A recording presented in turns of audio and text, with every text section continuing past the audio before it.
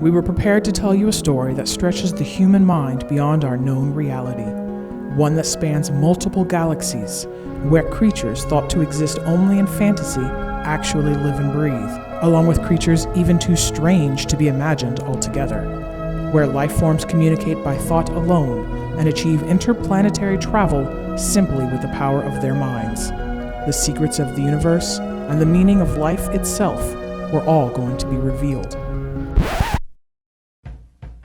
Except for one thing. The conference overlord informed us that we need to stick to a more industrial cybersecurity topic. Therefore, we scrapped that presentation, and we will now present the following.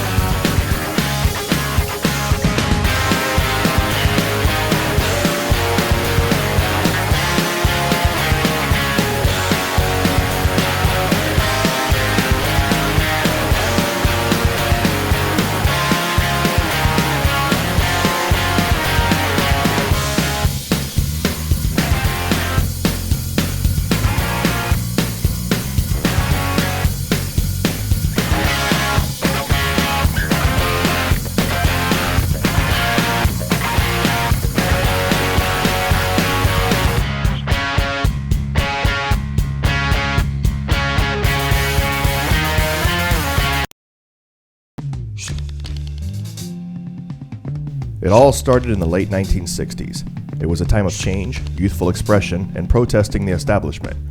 So pretty much just like today, but with more flowers, hippie cars, and good music. The sounds of the 60s are timeless, and produced some of the most iconic rock stars in history, such as the Beatles, the Rolling Stones, and Led Zeppelin. In the 70s, they were joined by the likes of Aerosmith and Wizard. Okay, so many of you might not have heard of Wizard, and what does 60s and 70s rock and roll have to do with industrial control systems anyway? Well, the correlations are often closer than you might expect. That generation has long since traded in their flower power and protests for second mortgages, grandkids, and gray hair, like some of you in the audience. But some of those youngsters have gone on to provide significant contributions to the industrial world. Wizard bassist Paul Forney is now a voting board member and technical chair of the ISA Security Compliance Institute and significant contributor to the ISA 99 ICS cybersecurity standard. He was also the co-chair for the Research and Development subgroup of the Department of Homeland Security Industrial Control System Joint Working Group, the ICS-JWG. While Led Zeppelin was just forming in London in 1968, another major revolution was underway across the pond. General Motors Hydromatic wanted to update their plants and move away from using the hardwired relays by investing in a more configurable system that could be changed more easily when new models were available. The PLC was born. One of the people largely responsible for this project was Dick Morley, who is now regarded as the father of the PLC. Not the literal father, because that would be creepy, like in a weird science, Westworld sort of way. The PLC was designed to be easy to use, control inputs and outputs, and work in harsh environments. All was right with the world. Since computer networks were still the thing of science fiction and secret military projects, control systems were still standalone and relatively isolated. Since PLCs were for engineers by engineers, they are often programmed with a unique language called ladder logic, which pretty much resembles what would happen if electrical circuit diagrams in a programming language had a baby, and then that baby grew up after having to leave his mother and his desert planet, only to be turned into an evil overlord with a breathing problem, but then turned out to have some good left in him before he died. With the coming of electronic processors and graphic displays, it became possible to replace these discrete controllers with computer-based algorithms hosted on a network of input-output racks with their own control processors. These could be distributed around a plant, for example, and communicate with the graphic display in the control room or rooms. In 1975, the Distributed Control System, or DCS, was officially born when Honeywell and Yokogawa released the first actual proprietary distributed control systems. Computerized, connected, and automated control systems. Production has never moved so fast and efficient. What could possibly go wrong?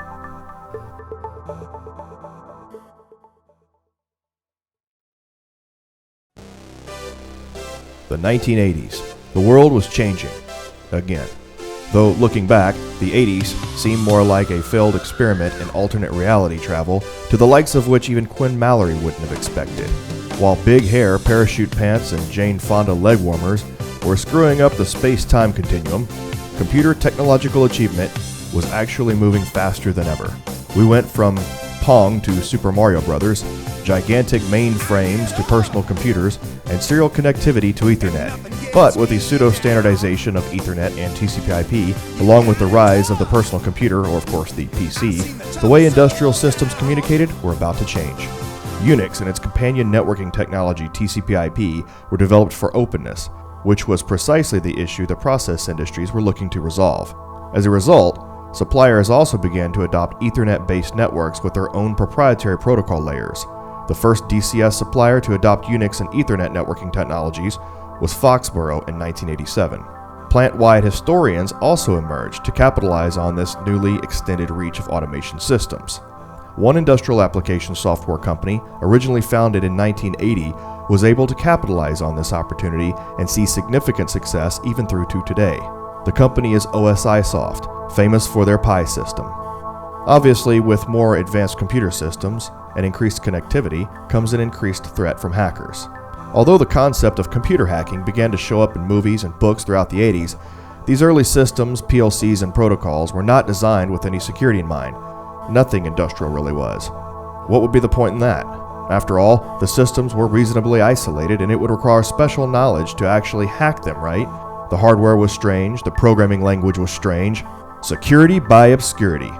It wouldn't be well into the advent and proliferation of the internet before a significant cyber attack on an industrial system would occur, right? Well, the term internet certainly springs to mind when thinking of cyber attacks, even in the context of industrial systems. However, the first cyber attack on an industrial system actually took place in 1982, long before the internet even existed. A group of attackers managed to install a Trojan on the SCADA system that controlled the Siberian oil pipeline, causing a massive explosion.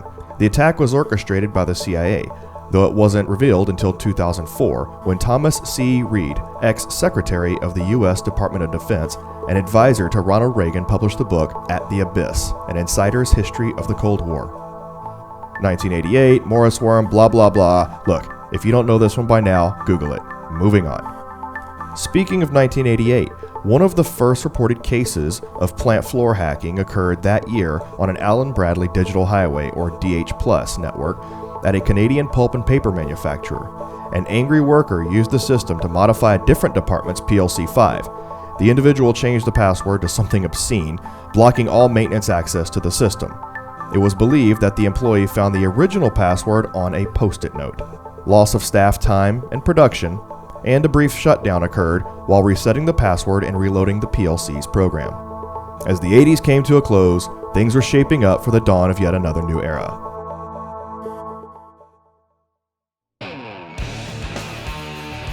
The 1990s rolled in and rescued the world from the 80s, trading in epic hairbands, neon everything, and two-tone eyeshadow for grunge rock, the emo movement, and equally rebellious and depressed youth. But it was almost all derailed in the beginning by epic fails like the Blair Witch Project, the Macarena, and Ricky Martin. Fortunately, the tech industry was about to take off. But was this such a good thing for industrial systems?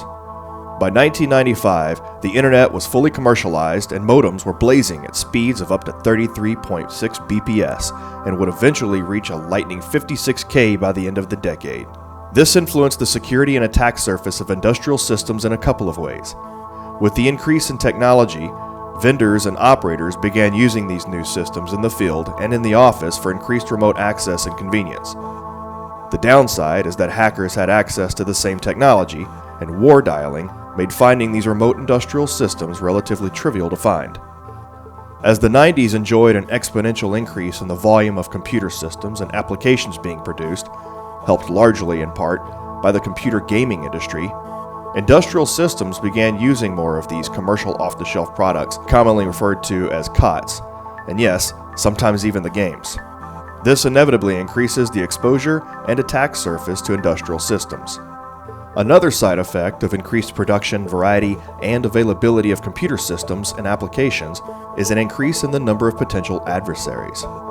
One of the most significant products in all of computing and hacking history came out in 1991. Linus Torvalds released the Linux kernel. The release of Linux meant that computer enthusiasts, professionals, and hackers everywhere now have easy access to a Unix-like operating system. Over time, this would contribute considerably to the proliferation of hacker tools. One of the first COTS products that found its way onto plant floors was the Microsoft Windows NT operating system, originally released in 1993. In 1994, the Internet Security Scanner version 1 was commercially released, which represents the beginning of the automated vulnerability scanning tool era. From this point forward, your vulnerabilities are at the fingertips of helpful freelance security consultant employees and script kiddies everywhere. The period between 1995 through the rest of the decade was pivotal in the evolution of cybersecurity. For starters, the long-awaited Windows 95 was launched, which in many ways was probably the catalyst for the rest of what followed.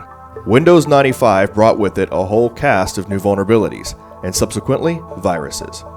Antivirus software and firewalls have technically been around since the late 80s. Sorry we didn't mention this earlier, but we didn't really feel the annoying ping pong virus was a significant event in the history of ICS cybersecurity. Anyway, with the launch of Windows 95 and everything that subsequently came with it, provided ample opportunity for antivirus and firewall development firms to capitalize on.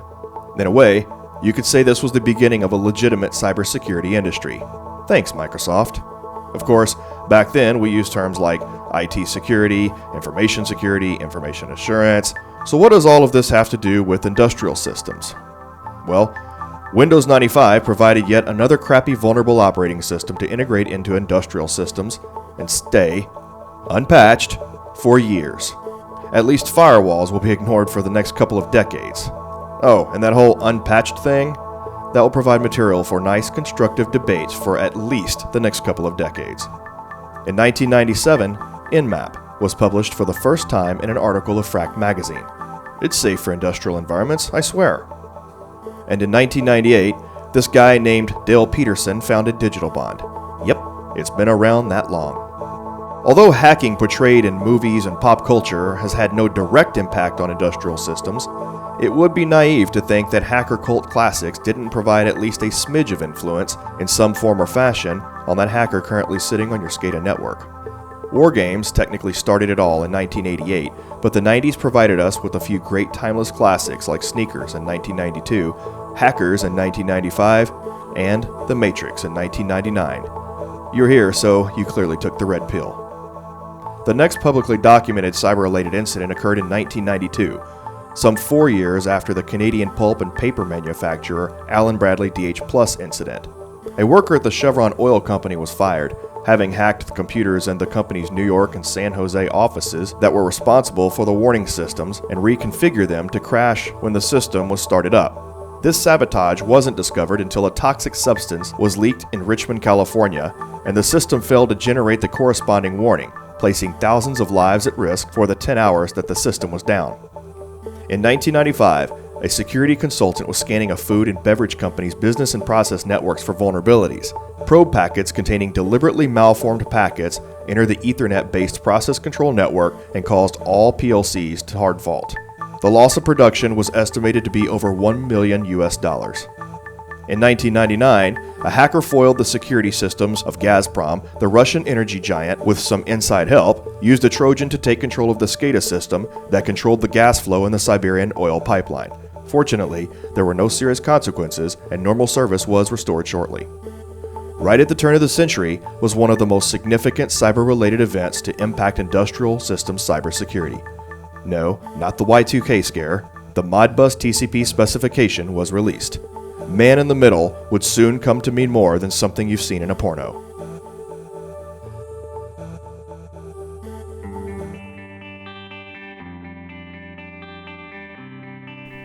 Well, we all managed to survive Y2K, even control systems. As we entered a new millennium, and embarked upon a new era, so too did computer-related terminology. The industry began trading in the practice of prefacing everything dealing with computer technology with the letter E for the term cyber. We went from email, e-commerce, e-this and e-that, to now common words like cybersecurity, cyber assessment, and cyber attack. Penetration testing, or pen testing, was now a thing, and vendors and consultants everywhere cleverly referenced ambiguous Sun Tzu quotes at pivotal moments in every presentation and marketing brochure. By now, those that have been in the ICS community for at least a couple of years are probably already familiar with a lot of the incidents related to industrial control systems cybersecurity that have occurred since the turn of the millennium. But consultants and cybersecurity advocates have referenced them ad nauseum, so why stop now? The Maroochy Shire water plant incident in the year 2000 is probably the most talked about and overly referenced event in the BS era. That's before Stuxnet. Yes, I said it. The word that is not to be mentioned, and it will not be spoken throughout the rest of this video. Okay, back to the Shire, the Maroochy Shire. VTech Bowden, a disgruntled employee of Hunter WaterTech, used stolen software and radio equipment and insider knowledge of the waste management system to release 800,000 liters of raw sewage into local parks and rivers on multiple occasions.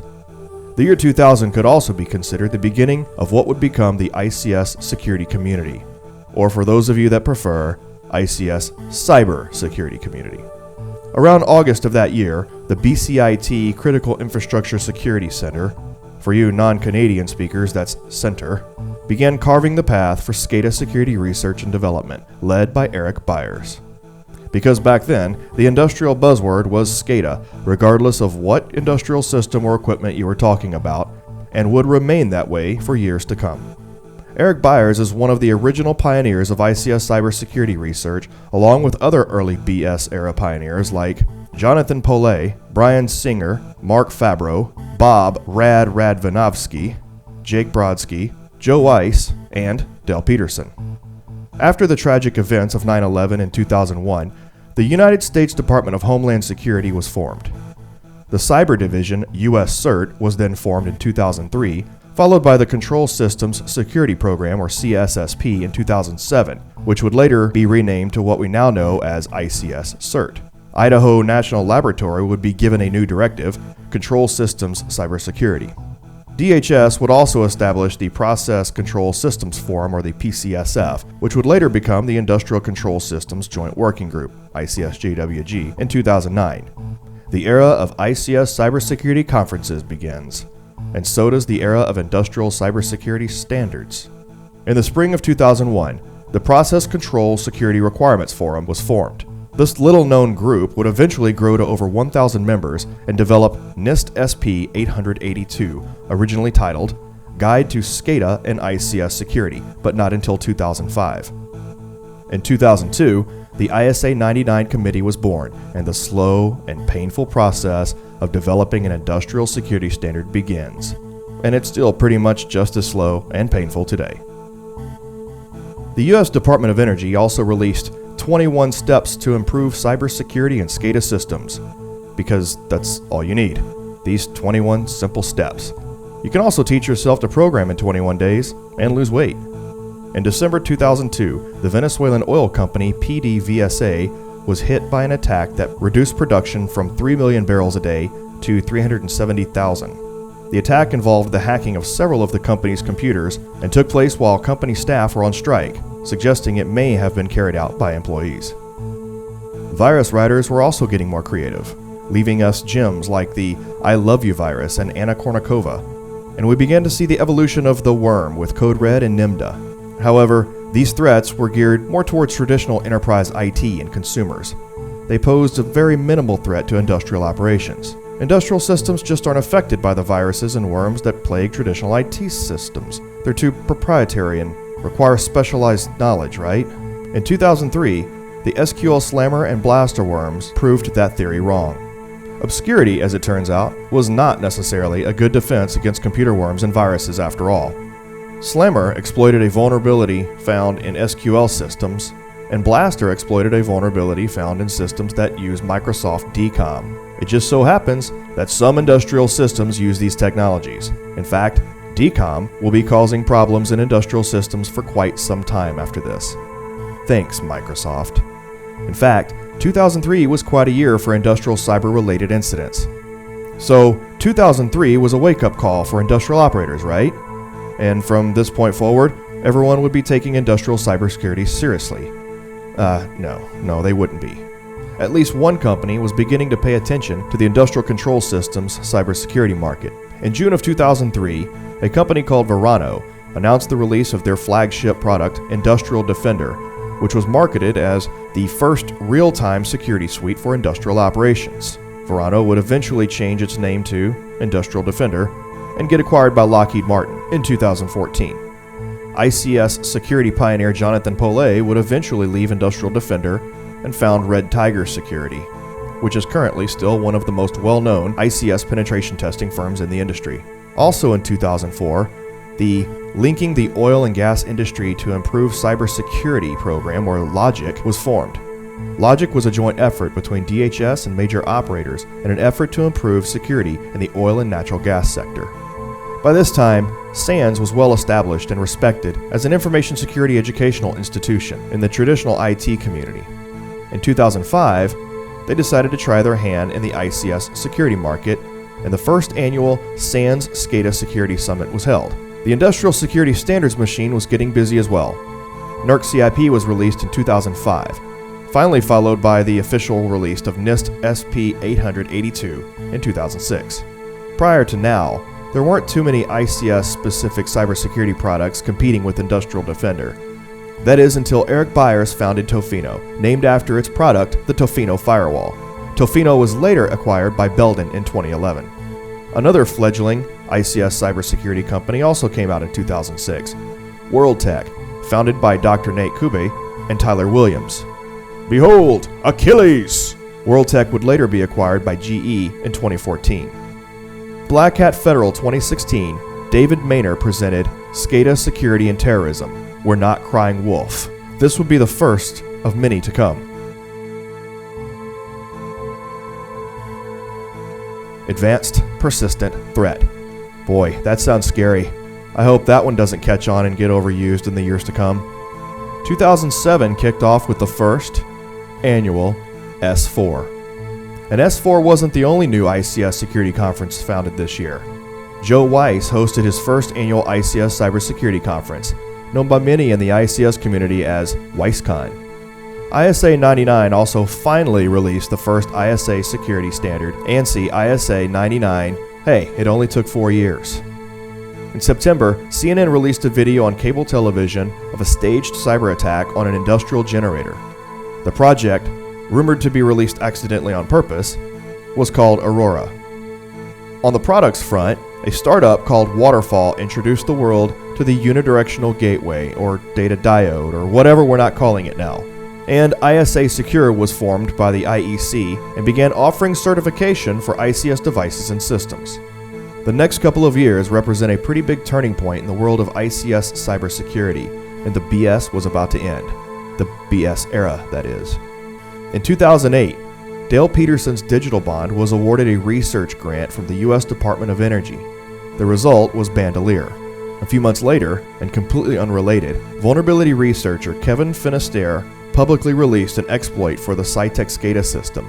This represents the first time in history that SCADA and ICS-specific exploits were publicly released. In the same year, ICS-focused threat intelligence was beginning to take shape. Robert Hubert and Sean McBride left the services of Idaho National Laboratory and founded Critical Intelligence. Critical Intelligence was the industry's first ICS-specific threat intelligence services firm.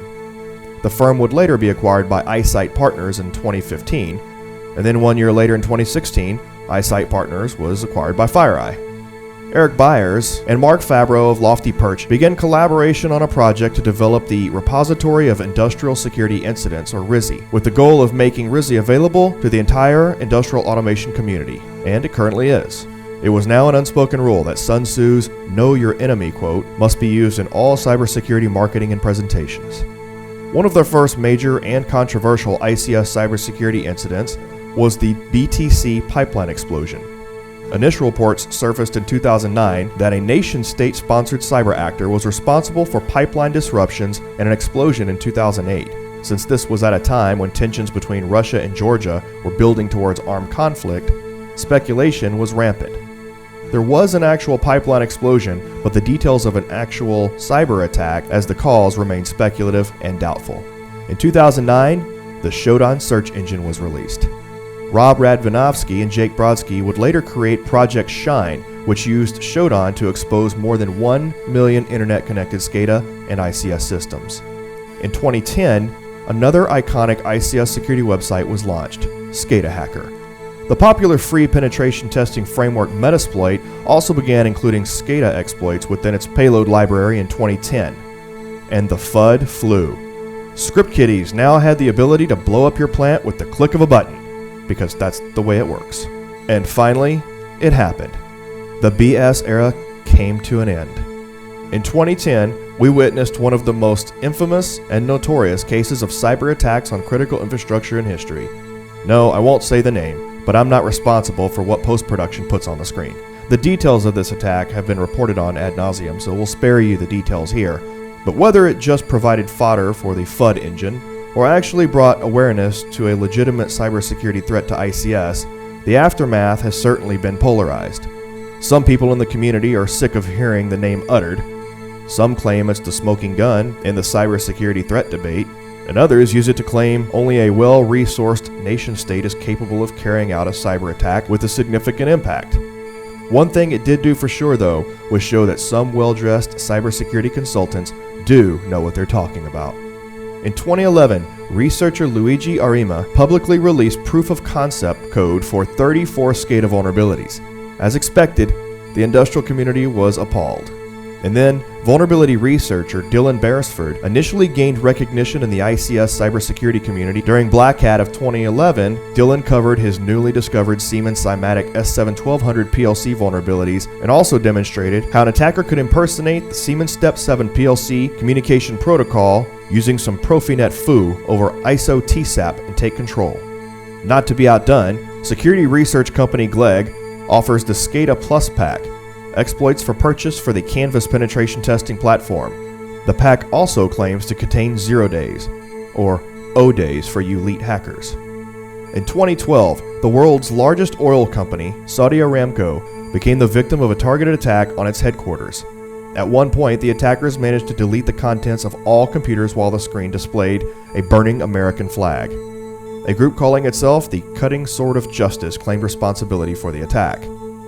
Just 2 weeks after the Saudi Aramco attack, the Qatari company Razgas, the world's second largest producer of liquefied natural gas, was attacked with the same malware, Shamoon, used against the Saudi oil company.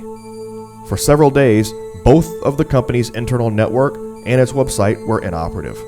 By this time, many operators were finally taking industrial cybersecurity seriously, but there were still quite a few limitations on what assessment and monitoring methods could be used in operational environments. Significant attention was being paid to passive threat detection and situational awareness methods. Former Naval Intelligence Officer Michael Assanti founded Next Defense and launched their flagship product Sophia. The following year, former United States Air Force Cyber Warfare Operations Officer Robert M. Lee, along with Justin Cavaney, John Lavender, and Matthew Lawlin, founded Drago Security and launched their flagship product CyberLens. A number of other industrial network situational awareness products firms would pop up over the coming months and years, including CyberX, Indigy, and Team 8. Project Basecamp was a research effort in 2012 by Digital Bond and a team of volunteer researchers to highlight and demonstrate the fragility and insecurity of most SCADA and DCS field devices, such as PLCs and RTUs. The goal of Project Basecamp was to make the risk of these fragile and insecure devices so apparent and easy to demonstrate that a decade of inaction will end. The results? In the words of Reed Whiteman, it was a bloodbath. As everyone expected, the PLCs crashed, had typical vulnerabilities such as overflows and cross-site scripting, and had product features that could be used against the device. In 2013, the launch of the GICSP certification and SANS course ICS 410 virtually legitimized ICS cybersecurity as an official career field and told corporations everywhere that no one shall be a true professional without this 1-week training and coveted certificate. Also that year, FireEye made its move into the ICS cybersecurity market by acquiring cyber forensics firm Mandiant. But let's be realistic, it was really to get Chris Sistrunk, wasn't it? In 2014, a cyber attack with